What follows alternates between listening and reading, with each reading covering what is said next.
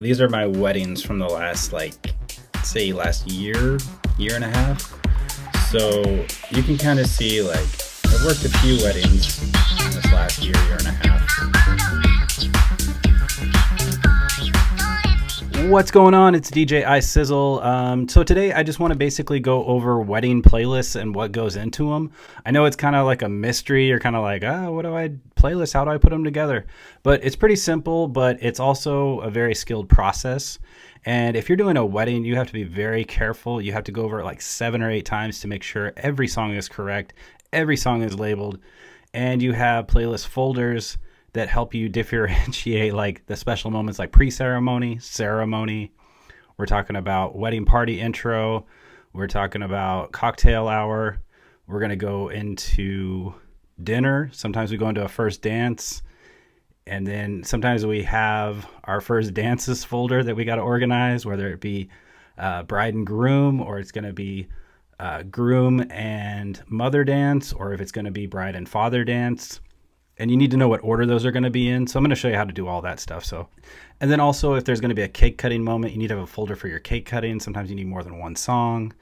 And then also you need to know how to label everything down. Be like 01, this is going to be for the bride and groom dance. 02, this is going to be for the father and bride dance. 03, this is going to be for the groom and mom dance. So you need to have all those labeled. Also, I like to put little cue points in. I like to know how long to play the song for.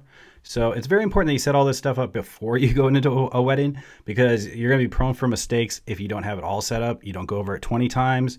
Look at it. Look at your document that has the wedding outline, all the songs chosen, special moment songs. I want to make sure all that's ready to go. And also I want to look at the dancing folder. That's a very important folder. I want to talk about different tempos. I also want to talk about your opening set versus, set for a little bit later, so the opening set, it depends upon the bride and what she would like as far as the opening songs go. But for the most part, you want to start with like the older crowd set and then kind of work your way into the younger crowd set. That's kind of a good rule. I mean, most time older people, they like to leave a little bit early from a wedding versus like the younger crowd will stick around for another hour or so. So what I like to do is I also like to have the tempo folders that says like, this is a medium tempo, this is a high tempo. So the high tempo is going to give you like crazy energy, high intensity. And then the mid tempo is going to be more like, we're chilling, we're having a good time. This is a cool little vibe. I like it. It's cool. And then also I'll put it together a slow folder for like a couple slow dances. If I feel like the dance floor is kind of like people are just gassed out and they need a break, then I'll put a slow song on and I'll invite all the couples to come out as well. So let's go ahead and take a look at these different folders. Oh, and also you also want to have an exit song folder. So at the end of the night, when everybody's getting ready to do the final farewell, you have your songs ready. Preferably the bride or the groom, they pick these songs out for you beforehand.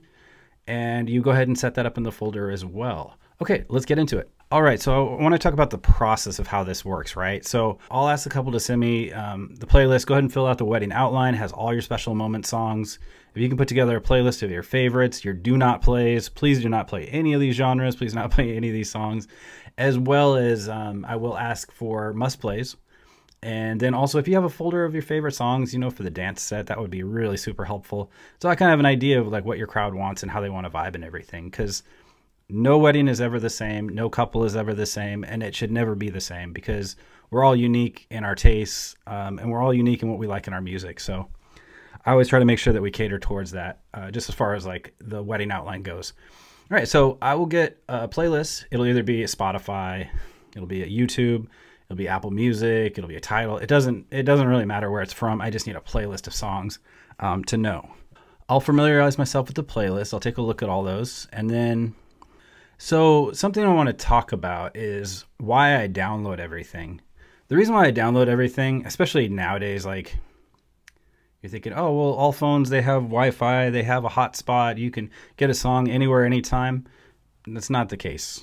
Okay, so don't fool yourself into thinking that that's the case, because if you're DJing and you're putting together playlists for a bride and groom, and this is their most important day in their life, would you like to rely on Wi-Fi and explain to them why a song is not playing because the Wi-Fi is not working right now? That's like one of the worst things that could ever happen to you. So What I do is I download everything. I have different DJ pools like DJCity, Beatsource, BPM Supreme. So important. Get yourself some memberships to these places. They're not much a month, but it helps to have them. You can download everything legally. It's all good. Create a huge library of songs so you'll always have songs on hand for your bride and groom. You can also have streaming services like Tidal just for fun. Note, I used Tidal last year for a couple different weddings as like a third option, because I was like, I have to download the song while I'm mixing if it's a request that comes in. So if I have Tidal, I can just type it in, bring it up, and I can just stream it into Serato.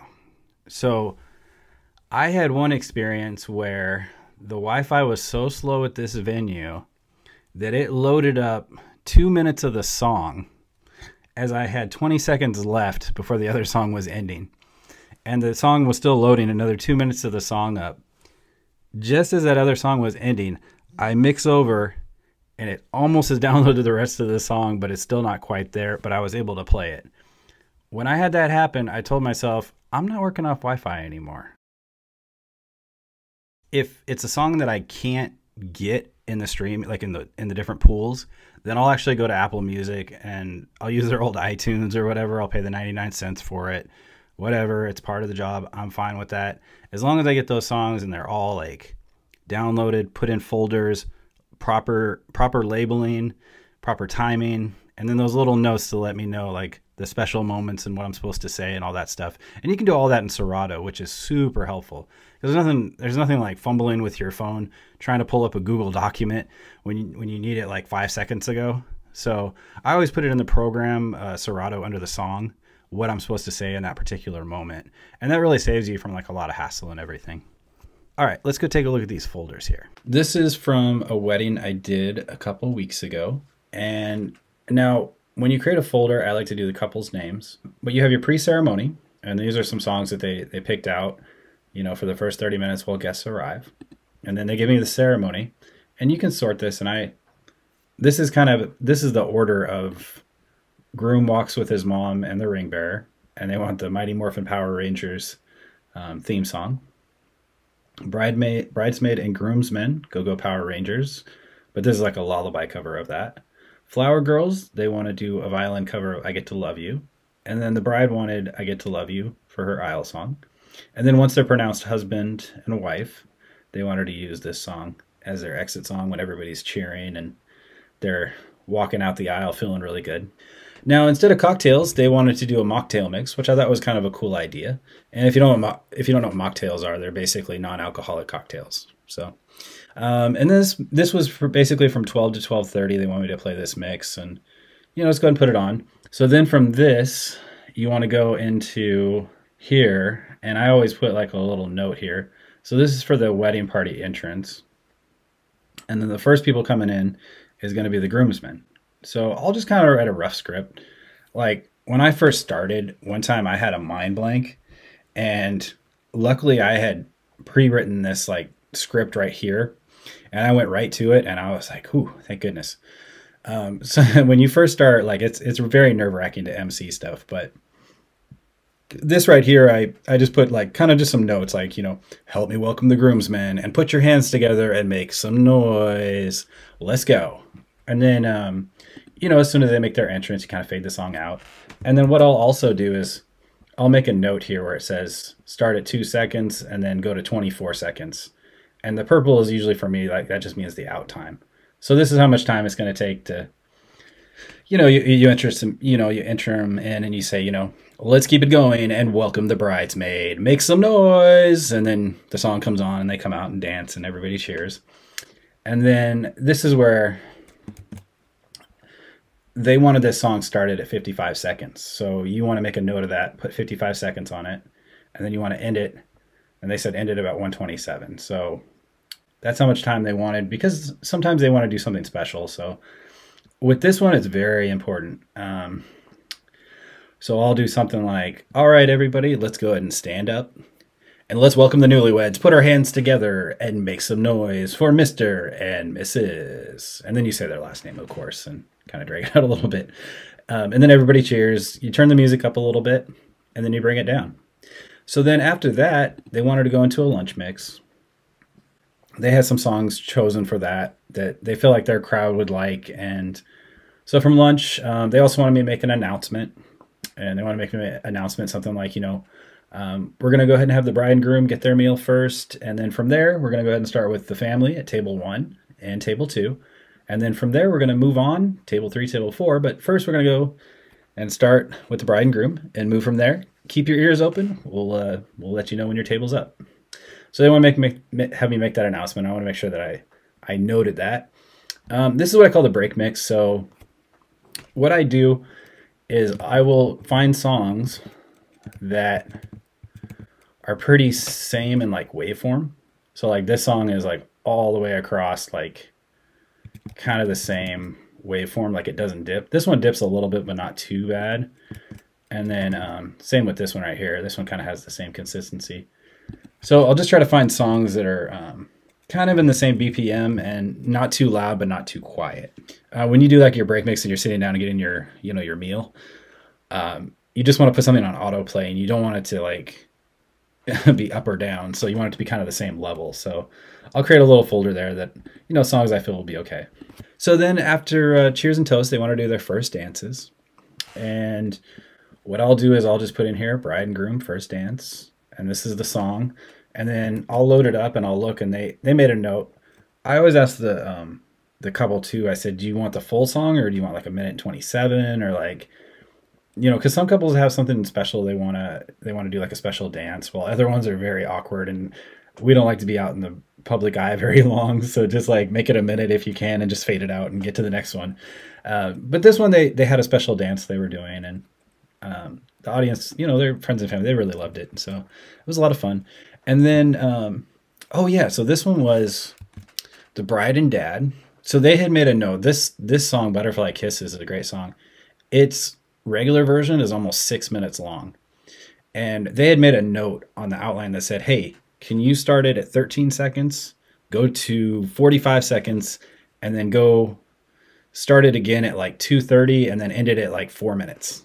So I went in and I went into a special program, edited the pieces together, moved it out, and then I turned it into a 2-minute song that they could dance to. So, and then they wanted me to do the same one with I Hope You Dance. So I turned that one into a 2-minute mix as well. So edited out all the parts that don't mean as much, but the verses that do mean a lot to them, they wanted to really focus on those. So we made a nice special edit for them.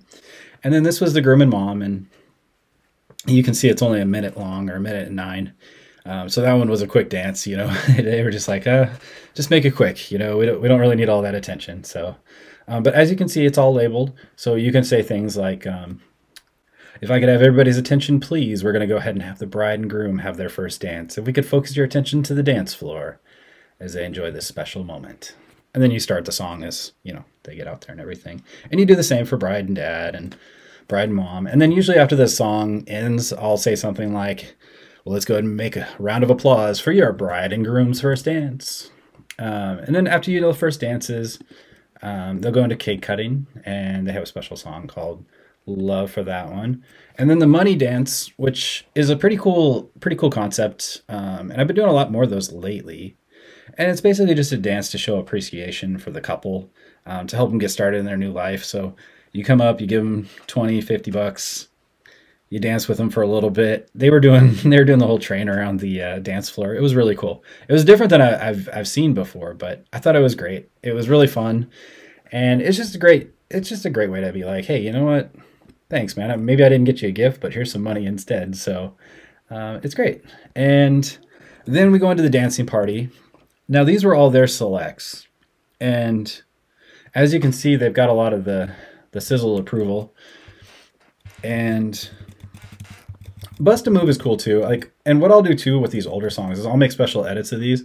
Like this is the djisizzle edit, and this regular song is like 4 minutes long, but I found people only know about 2 minutes of it, and then they're good with the song. Some songs though, like Danza and stuff, man, this song you can play the full 3 and people love that song. I kind of looked at this and I said, well, there's only 11 songs, like that'll go pretty quick. So I always, what I'll do is I'll go in and I'll match up, I'll type in Danza, and then I'll kind of find like similar songs and I'll kind of match them up as well as with the rest of the mix. And then I'll call it Sizzle Picks. And then I'll just put a bunch of songs in there that are similar to the selects that they have. And we'll have those ready. And sometimes you'll get requests too. And then if you get requests, you always play your requests like right afterwards. If it's a smaller crowd, you always play requests right afterwards. And then they wanted to do a pinata, which I thought was pretty cool. And then they had their pre-farewell song, which they're going to get all the bubbles ready and then have, you know, people line up. And then they had their farewell song. And then you put the farewell song on and you say, let's do it one last time for Mr. and Mrs. And then you play the song, they exit. And then you tell everybody, thank you so much for having me out tonight. My name is DJ iSizzle. I appreciate you so much. You have been amazing. I thank you so much. And then you're out. And that's a wedding. All right. So that has been wedding playlists and how you build wedding playlists. And you know what? It is going to usually take you about 3 to 4 hours to get your playlists correct. It's going to take you that amount of time to label your songs. It's going to take you that amount of time to download everything. And then just double check, triple check, quadruple check again. You never want to make any mistakes. And the way you don't make mistakes is you always come prepared. You always prepare for everything. And you double check, you triple check. I'll say it again. I'll say it 1,000 times. Just double check, triple check. This is the most important day of a bride and groom's life. And you never want to make a mistake because you weren't prepared. All right, this has been DJ iSizzle. Thank you guys so much for watching. I appreciate you. One of these days I'm going to open up the comment section, but I really don't like comments, and unless it's like on Facebook or something, it's cool. But YouTube, I found like the comments are kind of mean and rude, and I'm not down with all the negativity. So hopefully one day I'll open up the comments. But until then, hit the like button, hit subscribe, and you can message me too on social platforms or something like that, and just let me know if there's any topics or anything you want me to talk about as well. I'm going to keep making some more videos just about like different wedding things, because I do a lot of weddings. I probably do around 35 to 40 weddings a year, and it's something I really enjoy and I really love. But I also want to like pass on the knowledge, and I also want other people, if they're not a DJ, to get into DJing weddings, because they're really a great place to be, and it's great moments in people's lives, and it makes you feel good after you do it. So I can't think of a better career to be in. I couldn't think of a better business to start. I got really lucky how I just sort of fell into DJing, and it became natural for me, which I know a lot of things in life aren't very natural, but this is just something that just happened to fall into my lap, and I've just really enjoyed. Every time I go out and DJ, it's one of the best experiences of my life, and it makes me feel really good, and it makes other people feel good, and if it brings the people together, it's a good thing. So all right, I will talk to you later. Bye.